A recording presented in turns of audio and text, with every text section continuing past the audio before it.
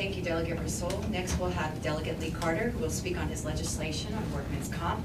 This will cover bills HB 460, 461, and 462. Thank you. I know time is running a little short before our hard stop, so I'll be brief.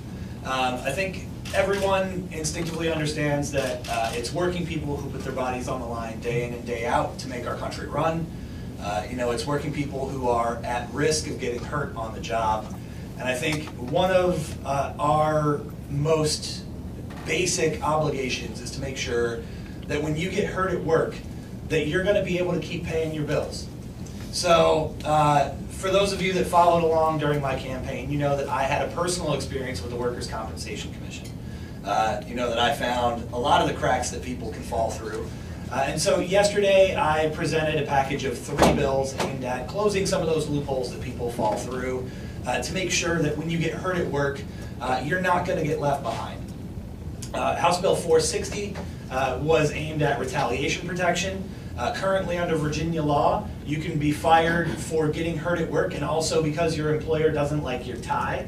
The standard says you can't be fired solely because of retaliatory intent. So that bill was changing that solely because to at least in part because. It's a very small change.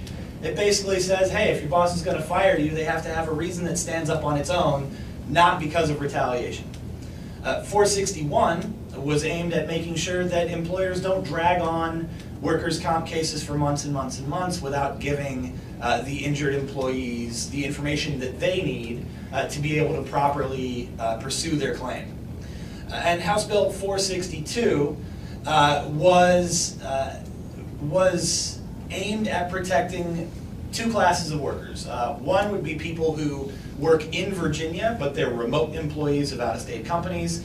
And the second class are people who primarily work in Virginia, but they get hurt on the job outside of Virginia, because if you get hurt on a business trip to California, you're probably going to be okay. If you get hurt on a business trip to Alabama, you're going to have an entirely different experience. Unfortunately, though I didn't think these would be party line issues, they certainly became party line issues. All 3 of those bills were killed by hard party line votes in the Commerce and Labor Subcommittee number 2. So it's become abundantly clear that when it comes to protecting working people, if that's something that's important to you when you go out and cast your vote, when you're looking for someone who has your back, there's only one party that's going to do that, and that's the Democratic Party.